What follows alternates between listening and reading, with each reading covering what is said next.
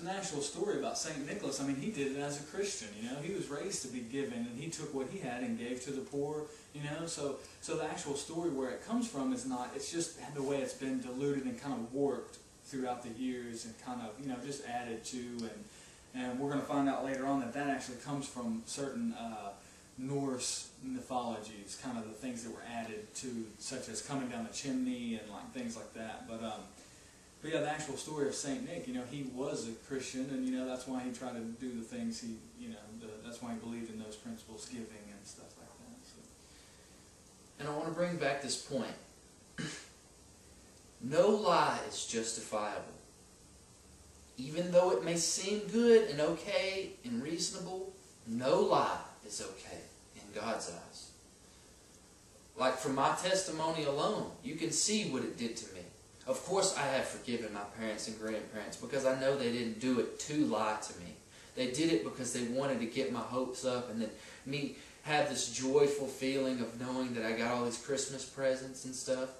But the thing about it is that we give our tribute to Santa Claus, a mythological person, instead of God.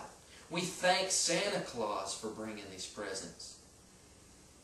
We trust in Santa Claus to do that. I even remember praying to Santa Claus, Santa Claus, please, you know, bring me this. Are we really going to pray to a false being, Santa Claus, instead of praying to God? You know, I mean, come on. We got to look at this situation and analyze it and understand the truth about the matter. We should tell our kids truth. That way that whenever they grow up, they don't have any of this resentment towards us or towards God. Because they're going to find out that Santa Claus is a lie. They'll find out one way or the other. Whether you eventually tell them, or whether they find out from their classmates, or whether they find out on TV or YouTube or wherever, they'll find out that Santa Claus is a lie. So please, train your kids up in the way that they should go and not train them up in a lie. Please implement good doctrine, good Christian teachings in them. Don't get them already with this distrust for everyone. Help them to trust in people. Yeah, people will still lie to them. But don't get them started at such an early age. Yeah. And when you have your kids, you know, my wife told me that her parents, you know, when she was young, told her, yes, now let me explain to you the truth of it, you know, and told her about, you know, Santa Claus. He is a, you know, what they made him, a storybook. He's not real, but he was based on St. Nicholas. So I think it's good to go ahead and tell your kids, because they are going to be exposed to it, and that way they'll know how to handle the situation, and they'll know the truth. They won't be confused or whatever. You go ahead and tell them right up front, you know. Yeah, that's the reason why they have these decorations and the stockings on the. It is part of you know, the culture, but just don't. He's not, you know, don't believe in it. That way you're not, like Ryan said, getting into this area where they're like, oh Santa, you know, please. And it doesn't look like a prayer, but when you think about it, they actually are. They're worried about if they're naughty or nice because of Santa. Right. And there's also another similarity. It says Santa has all their names written down, good or bad, in the book.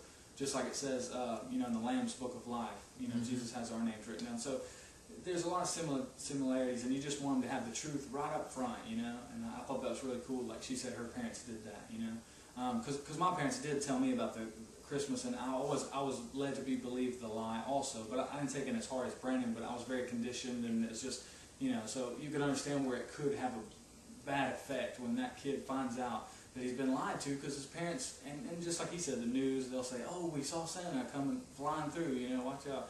So it's very conditioned, and to find out that you've been lied to, and that they were so good at it, it kind of makes them think that, what else have they lied to me about, you know. So I think it's good to just, when they're young, and if I had children of my own, I would go ahead and tell them everything right up front, you know, where that comes from, and it is a good story, but there's been deviations along the way. And I want to point out another fact, okay? Now, I don't know if this has any similarity or whatever, but I want you to think about it, because it's worthy of note. Santa has the same exact letters as Satan. It's just rearranged. Now, that's pretty crazy, okay, if you think about it. And it's all based on a lie? The devil, who is the father of lies? See, the devil knows that if you get to kids early, you'll have them later. So the devil wants to bring this false lie to them about this mythological person, Santa Claus, so that when they find out he is fake, they'll be less likely to believe in a God, or the God, our Father. See, the devil's been around for a long time, so he knows how to deceive people. He's not some stupid person who's just walking around just coming up with random acts. He plans. Think of him as a general. He plans, he plots, he schemes, he devises wicked schemes. And I believe that Santa Claus is a wicked scheme from the devil. I believe it so much. I mean, it only makes sense. Santa Claus comes and he descends down into the fireplace. You know? I mean, come on. He wears red. I mean, we've always seen depictions of the devil being red. I mean, it's kind of, you know, it's kind of weird, you know? A lot of similarities. Do we have any more facts? Yeah, as far as where it came from, Norse mythology and kind of the Norse, it said the belief that Santa enters through the chimney developed from an old Norse legend.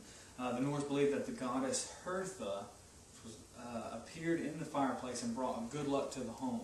As a matter of fact, the Druid owners would leave milk and pastries, which sounds like milk and cookies, very similar, and they would this was to appease the god that came down the chimney into the fireplace to bless the home. So, the god, huh?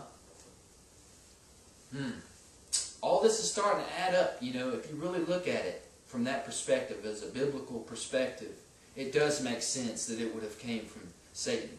See, what he did was he took the story of St. Nicholas, a good man, who gave, you know, out of the abundance of his heart, he gave to people good Christian principles. He provided presents. The devil took that and he twisted and he perverted the story and made it some mythological thing for people to believe in, to only have their hopes let down and shattered whenever they find out the truth. Like me. I have such a hate for this story because it did so much corruption within me. And I just want to present this to you, parents, that you may not do the same things. That you don't teach your kids a lie. And if you have already told them, tell them the truth now so that they can hear it from you, from the people that they care about. And tell them your reasoning. Tell them that you did it because you do love them and you wanted to make them happy, but that you do realize that it wasn't right, that you shouldn't have lied to them. Tell them now so that they won't doubt you later. So at least you came clean to them. And yes, still have presents. You know, still have a good Christmas. Be happy, be joyful. There's nothing wrong with that. You can still have all that without lying to them. You can still have a great Christmas with presents and fun, good times. They don't have to be lied to have a good time. I still look forward to Christmas. I like opening presents still today, and I'm 27. But that doesn't mean that I have to be lied to and be able to have a good time. I can have a great time with friends and family and talking about God and Jesus and understanding the real meaning of Christmas. See, Christmas to me means more Christ. Christmas, more Christ.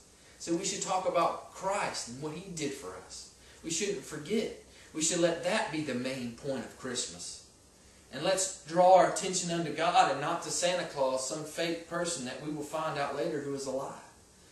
Let us give our devotion and our love and our adoration towards God. Let's give Him the praise and glory and honor. Let's thank Him for being the one who blessed our family so that we are able to have a good Christmas. Please tell your kids the truth.